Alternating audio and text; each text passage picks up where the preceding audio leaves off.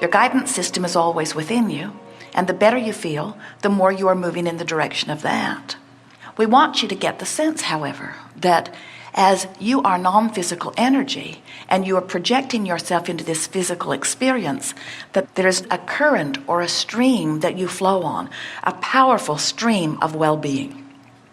And it's only one stream of well-being, this powerful stream of well-being. Source energy cannot project its absence. It radiates that which it is, and you ride the current of that stream.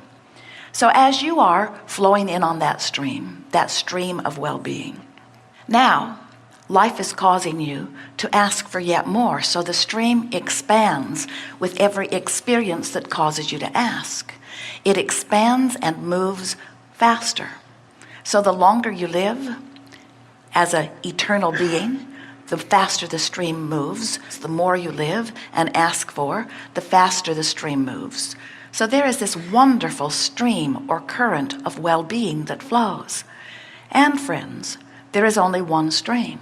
There is not a stream of darkness or evil. There is only the stream of well-being, which you are allowing or you are not. And as you are allowing the stream of well-being, you can feel yourself involved in it. And if you do not allow it, you can feel the resistance, which is what negative emotion is.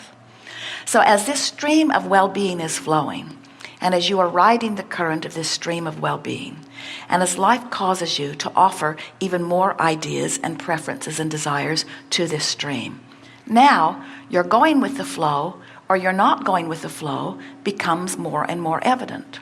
Your relationship with the stream is everything that you are feeling.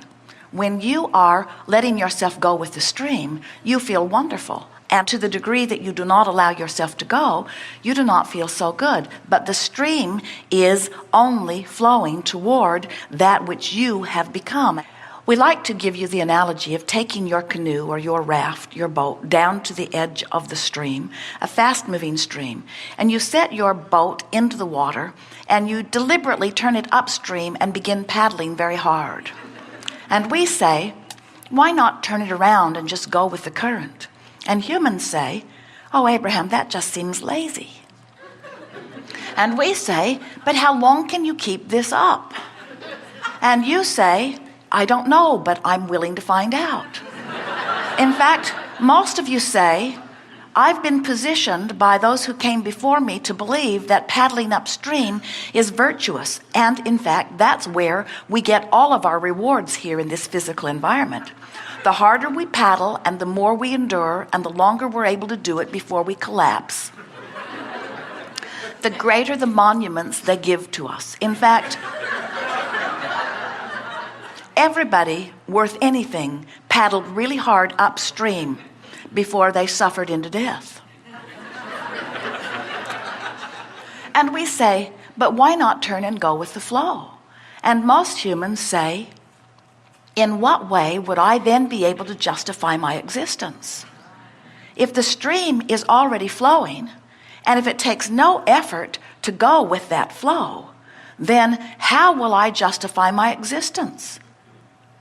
Most say, I have found that it works out better for me in my relationships with others if I struggle and suffer as much as they do. And then we just give those the greatest credit who have suffered the hardest. And then they say, and this is the big clincher for most of them, and I've heard, they say, that there are many more rewards after we die if we struggle hard while we are here. And we say, everything that you want, including those heavenly promises, are downstream. Nothing that you want is upstream. Nothing that you want is upstream. Your vibrational escrow is completely downstream.